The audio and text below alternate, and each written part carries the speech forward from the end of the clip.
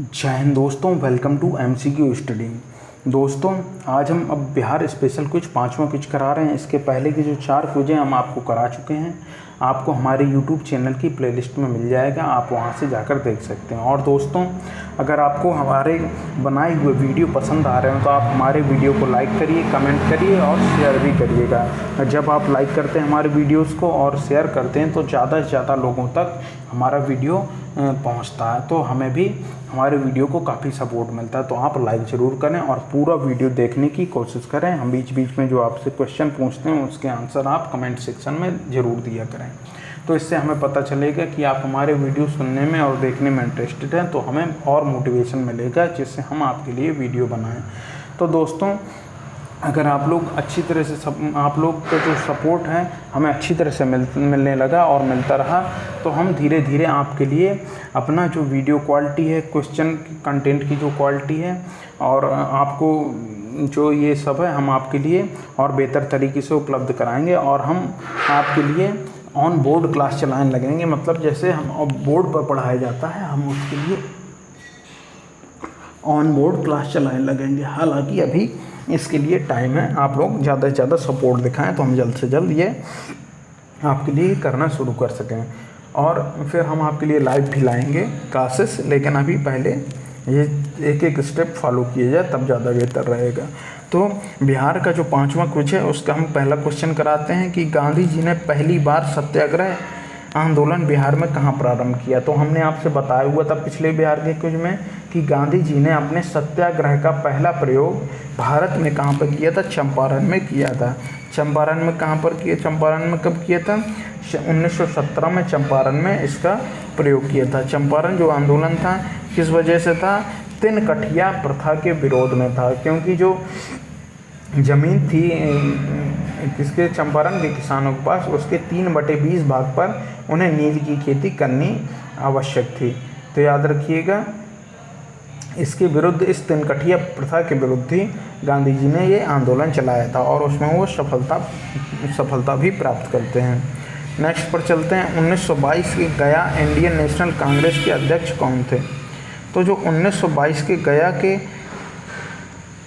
के Indian national Congress के जो अध्यक्ष थे वो कौन थे, चित्तरंजन दास जी यहाँ के अध्यक्ष थे। कौन थे अध्यक्ष, चित्तरंजन दास जी यहाँ के अध्यक्ष थे।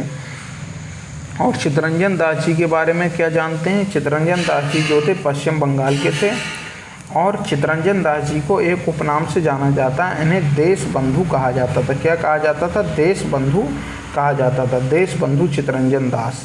आपको ये बताना है कि सुभाष चंद्र बोस के जो राजनीतिक गुरु थे उनका क्या नाम था। कमेंट सेक्शन में ज़रूर बताइए कि सुभाष चंद्र बोस के जो राजनीतिक गुरु थे उनका क्या नाम था। यकीनन अगर आप ढूंढेंगे तो आपको उसका आंसर मिल जाएगा। मैं नहीं बताऊंगा इसका आंसर, आप लोग को कमेंट सेक्शन में छापना है। नेक्स्ट पर चलते हैं। बिहार कांग्रेस सोशलिस्ट पार्टी का गठन कब हुआ था। तो हम आपको ये बता चुके हैं कि बिहार सोशलिस्ट कांग्रेस पार्टी का जो गठन हुआ था वो कब हुआ था, जुलाई 1931 में हुआ था। हम पहले के क्विज में आपको बता चुके हैं। अगर आपको हमारे बिहार स्पेशल से संबंधित पहले के क्विज देख रहे हैं तो आप हमारे डिस्क्रिप्शन बॉक्स में जा सकते हैं, आपको वहां पर उसकी लिंक दे दी जाएगी। तो बिहार कांग्रेस सोशलिस्ट पार्टी का गठन कब हुआ था, जुलाई 1931 में हुआ था। और किसने इसकी स्थापना की थी, JP नारायण प्लस फूलन प्रसाद वर्मा और कुछ अन्य लोगों ने बिहार कांग्रेस सोशलिस्ट पार्टी का गठन किया था, याद रखिएगा। JP जो है जयप्रकाश नारायण, JP नाम से फेमस है। इन्होंने संपूर्ण क्रांति आंदोलन चलाया था, किसके खिलाफ, इन्होंने चलाया था इंदिरा गांधी को पद से हटाने के लिए। इन्होंने चलाया था बिहार में संपूर्ण क्रांति आंदोलन। और उसी आंदोलन के फलस्वरूप ही जैसे जॉर्ज फर्नांडीज उस समय निकले थे और नीतीश कुमार, लालू यादव JP आंदोलन के समय ही उभर कर आए हुए थे नए नेता के तौर पर। नेक्स्ट पर चलते हैं। बेगूसराय में चौकीदारी कर के विरुद्ध आंदोलन एक हिस्सा था। तो जो बिहार बेगूसराय में चौकीदारी कर लिया जाता था उसके विरुद्ध बिहार के लोगों ने आंदोलन किया। लेकिन ये किस बड़े आंदोलन का हिस्सा था? तो ये सविनय अवज्ञा आंदोलन का हिस्सा था। आप सभी जानते हैं कि गांधी जी ने 1930 में सविनय अवज्ञा आंदोलन चलाया था। तो उसी सविनय अवज्ञा आंदोलन के तहत बेगूसराय में चौकीदारी कर के विरुद्ध एक आंदोलन भी किया गया। नेक्स्ट पर चलते हैं। बिहार के उस क्रांतिकारी का नाम बताइए जिसने सितंबर 1928 कहा जाए, सितंबर 1928 में हिंदुस्तान सोशलिस्ट रिपब्लिकन आर्मी यानी HSRA की बैठक में भाग लिया था। तो HSRA की जो सितंबर 1928 में बैठक हुई थी तब HSRA का गठन किया गया था। कहाँ पे हमने आपको बताया था कि फिरोज शाह कोटला में ये बैठक आयोजित की गई थी। तो बिहार से फणींद्र नाथ घोष जी उस बैठक में हिस्सा लेने गए थे। कौन? फणींद्र नाथ घोष जी उस बैठक में हिस्सा लेने गए थे। नेक्स्ट पर चलते हैं। चंपारण आंदोलन से कौन संबंधित नहीं है? तो याद रखिएगा, चंपारण आंदोलन से आप सभी जानते हैं राजेंद्र प्रसाद संबंधित थे, अनुग्रह नारायण जी संबंधित थे। जेपी आंदोलन चंपारण आंदोलन से संबंधित नहीं थे, चंपारण आंदोलन से संबंधित नहीं थे। जेपी जो उन्होंने आंदोलन चलाया था संपूर्ण क्रांति वाला, उससे संबंधित माने जाते हैं। कौन? जयप्रकाश नारायण। नेक्स्ट पर चलते हैं। और जयप्रकाश नारायण को किसकी उपाधि दी गई है? लोकमान्य की उपाधि दी गई है। किसे? बाल गंगाधर तिलक को। और लोकनायक की किसकी उपाधि दी गई है? लोकनायक की उपाधि दी गई है। किसे? जयप्रकाश नारायण को। ये याद रखिएगा, प्रश्न पूछा जाता है और मेरी तरह कई लोग कन्फ्यूजन में चले जाते हैं कि लोकमान्य और लोकनायक, इसमें कन्फ्यूज हो जाते हैं। तो लोकमान्य तिलक कहते हैं बाल गंगाधर तिलक को और लोकनायक कहते हैं जयप्रकाश नारायण को। नेक्स्ट पर चलते हैं। गांधी जी का चंपारण सत्याग्रह किससे जुड़ा हुआ था? तो हमने आपको बताया था जो गांधी जी का चंपारण सत्याग्रह था वो तिनकठिया प्रथा के विरोध में था। तो तिनकठिया प्रथा के विरोध में गांधी जी ने अपना चंपारण सत्याग्रह चलाया और चंपारण सत्याग्रह 1917 में चला था और भारत में सत्याग्रह का पहला प्रयोग भी चंपारण सत्याग्रह में किया गांधी जी ने। नेक्स्ट पर चलते हैं। प्रभावती देवी किस क्षेत्र की स्वतंत्रता संग्राम सेनानी थी? जो प्रभावती देवी थी वो पटना क्षेत्र की, याद रखिएगा, पटना क्षेत्र की स्वतंत्रता संग्राम सेनानी थी। कहाँ की? पटना क्षेत्र की स्वतंत्रता संग्राम सेनानी थी। पटना क्या है? पटना जो है वर्तमान में बिहार की राजधानी है। नेक्स्ट पर चलते हैं। बंगाल के किस नवाब ने मुंगेर को अपनी राजधानी बनाया? तो इन्होंने मुंगेर को जो अपनी राजधानी बनाया था वो बंगाल के नवाब मीर कासिम ने। याद रखिएगा, मीर कासिम कौन था? मीर जाफ़र का दामाद था। तो मीर कासिम ने अपनी राजधानी मुंगेर में स्थानांतरित कर दी। इसलिए स्थानांतरित की थी क्योंकि वो अंग्रेज़ों के डायरेक्ट दखल से बचना चाहता था, इसलिए उसने अपनी राजधानी मुंगेर स्थानांतरित कर ली। नेक्स्ट पर चलते हैं। निम्नलिखित में से किस भारतीय को रॉबर्ट क्लाइव ने बिहार का नायब दीवान नियुक्त किया था? किसका? बिहार का नायब दीवान रॉबर्ट क्लाइव ने किसे नियुक्त किया था? ये किया था सिताब राय को। सिताब राय को बिहार ने सिताब राय को रॉबर्ट क्लाइव ने बिहार का नायब दीवान नियुक्त किया था। तो याद रखिएगा सिताब राय है ऑप्शन। नेक्स्ट पर चलते हैं। क्योंकि ये हम लोग अधिकतर दीवान के बारे में जानते हैं या फिर उसे क्या बोलते हैं, नवाब के बारे में जानते हैं, लेकिन नायब दीवान के बारे में बहुत कम जानते हैं। नायब दीवान किसे बनाया गया था? सिताब राय को किसने बनाया था? रॉबर्ट क्लाइव ने बनाया था। नेक्स्ट पर चलते हैं। नेक्स्ट क्वेश्चन देखते हैं कौन सा है। नेक्स्ट देखते हैं। हाँ, गोल घर का निर्माण किस गवर्नर जनरल के समय हुआ था?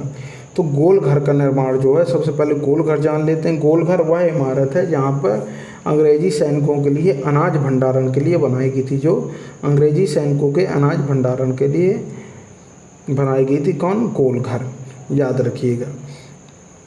और गोल घर का निर्माण किस गवर्नर जनरल के समय हुआ था?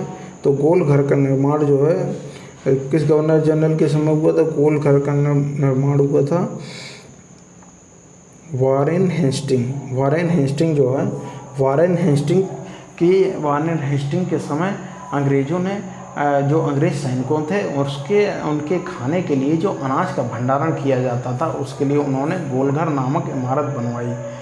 आप जानते हैं कि अनाज का भंडारण बहुत आवश्यक है, क्योंकि हमेशा अनाज पैदा नहीं होता।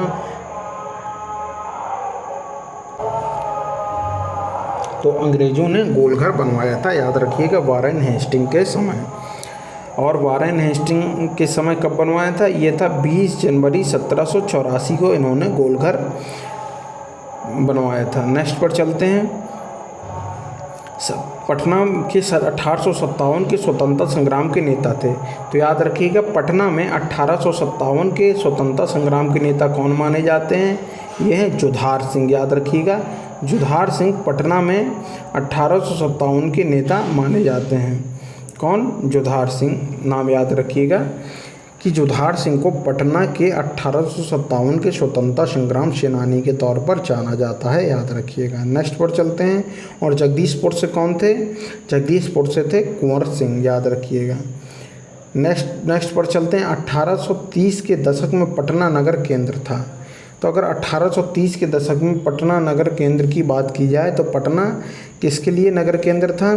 पटना जो था वहाबी आंदोलन के लिए नगर केंद्र बना हुआ था, याद रखिएगा। 1830 के दशक में पटना वहाबी आंदोलन के लिए नगर केंद्र बना हुआ था। अब आप लोग कमेंट सेक्शन में बताइएगा कि वहाबी आंदोलन किस वर्ष हुआ था और किसने इसका नेतृत्व किया था, याद रखिएगा।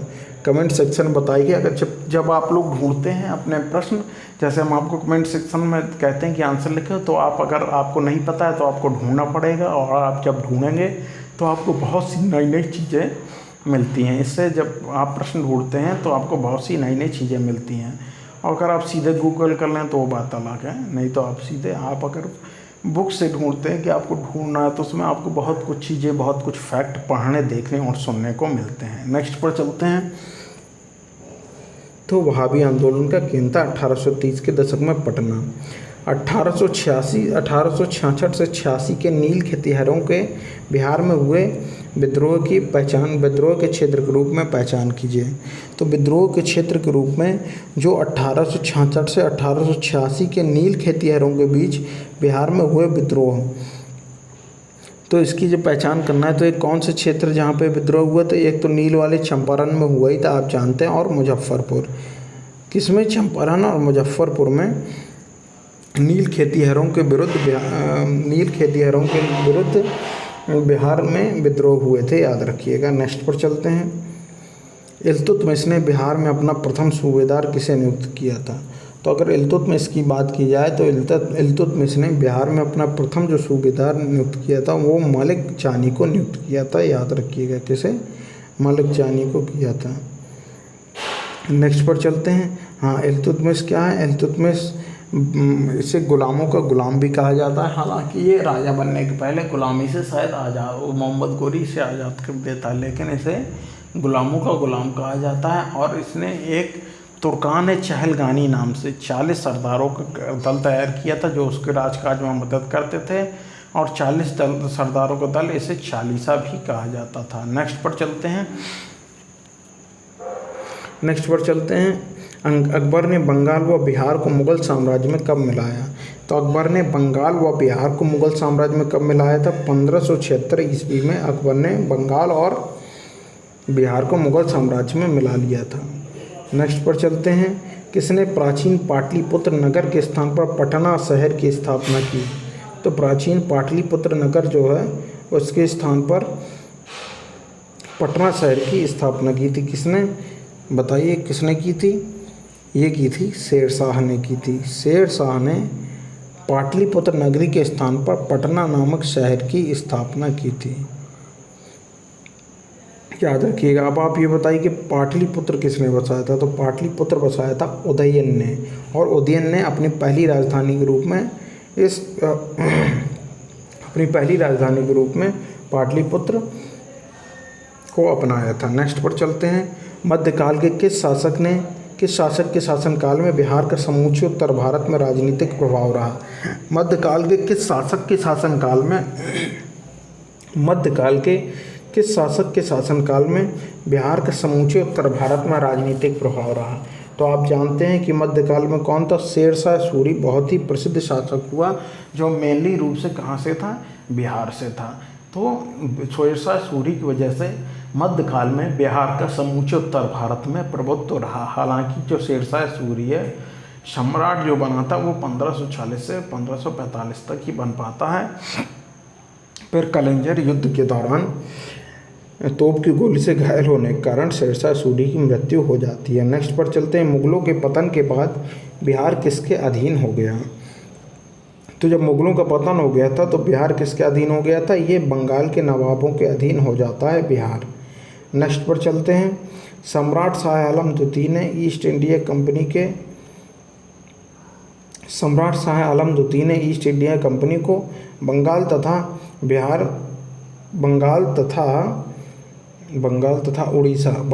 उड़ीसा की दीवानी प्रदान की। किसने? सम्राट शाह आलम द्वितीय ने ईस्ट इंडिया कंपनी को बंगाल तथा उड़ीसा की दीवानी प्रदान की। कब प्रदान की थी? इनको की थी प्रदान 12 अगस्त 1765 को। 12 अगस्त 1765 को प्रदान की थी। अब हम ये जान लेते हैं कि जैसे जो दीवानी प्रदान की थी, इन्हें क्यों प्रदान करनी पड़ी थी। पहले तो प्लासी का युद्ध होता है 1757 में, जो बंगाल के नवाब सिराजुद्दौला और अंग्रेज़ों की तरफ से रॉबर्ट क्लाइव के मध्य होता है। और इसमें जो इसका सेनापति था सिराजुद्दौला का और कुछ और अमीर, ये धोखा दे देते हैं सिराजुद्दौला को और अंततः सिराजुद्दौला हार जाता है। तो अंग्रेज़ों का कब्जा हो जाता है बंगाल नवाब में। तो बंगाल नवाब जो थे,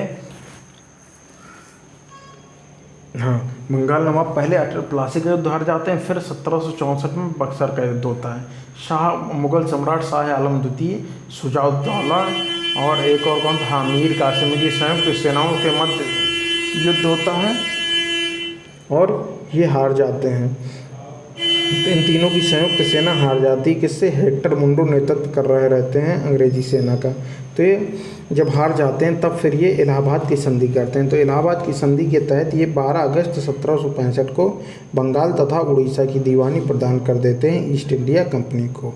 तो इलाहाबाद की संधि किसके किसके मध्य हुई? शाह आलम द्वितीय और अंग्रेज़ों के मध्य हुई।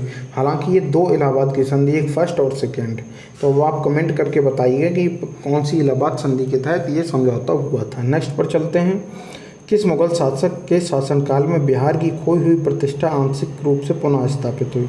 तो ये हमने आपको बताया था कि शेरशाह सूरी के शासनकाल में बिहार की खोई हुई प्रतिष्ठा पुनः हासिल होती है कुछ दिनों के लिए। नेक्स्ट पर चलते हैं। बिहार विश्व का पहला गणतंत्र वैशाली में किसके द्वारा स्थापित किया गया था? तो जो विश्व का पहला गणतंत्र माना जाता है, वैशाली राज्य का गणतंत्र किसके द्वारा स्थापित किया गया था? तो ये किया गया था लिच्छवियों के द्वारा। लिच्छवी वंश था उसके द्वारा ये स्थापित किया गया था। और इसे जो वैशाली का गणराज्य था उसे लिच्छवी गणराज्य नाम से भी जाना जाता है। किस नाम से जाना जाता है? लिच्छवी गणराज्य नाम से भी जाना जाता है। नेक्स्ट पर चलते हैं। नेक्स्ट है, बिंबिसार ने किस राज्य से वैवाहिक संबंध स्थापित नहीं किए थे? तो बिंबिसार ने कौशल राज्य की महाकौशला से विवाह किया था। मध्य राजकुमारी से किया था, वज्जी और लिच्छवी की राजकुमारियों से विवाह किया था। विदेह की राजकुमारी से कोई विवाह नहीं किया था। किससे? तो जो वैवाहिक संबंध जो है किसने? बिंबिसार ने स्थापित नहीं किए थे, तो वो विदेह के राज्य से नहीं किए थे। अब जो है बिंबिसार के बारे में जान लेते हैं। बिंबिसार ने क्या किया था? बिंबिसार ने हर्यक वंश की स्थापना की थी। ये याद रखिए कि बहुत इंपॉर्टेंट है। मगध में हर्यक वंश की स्थापना किसने की थी? बिंबिसार ने की थी। यानी हर्यक वंश का संस्थापक बिंबिसार था। और ये जो वंश है कौन सा? हर्यक वंश, इसे पितृहंता वंश भी कहा जाता है, ये याद रखिएगा। राजकुमारी छलहना कौन थी? तो राजकुमारी जो छलहना थी उनका नाम वो थी वज्जी लिच्छवी राजकुमारी थी छलहना। कौन? वज्जी लिच्छवी राजकुमारी थी छलहना। याद करें, छलहना या छलहना के रूप में किसे जाना जाता है? वज्जी लिच्छवी कुमारी थी राजकुमारी छलहना, याद रखिएगा। नेक्स्ट पर चलते हैं।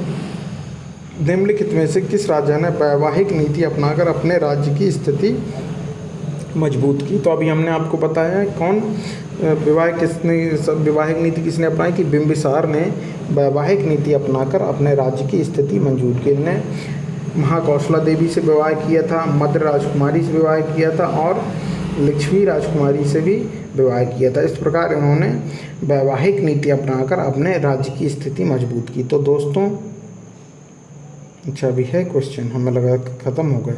तो अजातशत्रु ने अवंती के हमले से बचने के लिए किलाबंदी की थी। वह किला उसने कहाँ बनवाया था।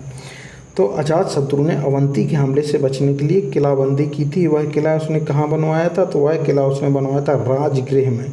कहाँ बनवाया था। राजगृह में। मगध की राजधानी जो राजगृह थी उसमें इसने किला बनवाया था।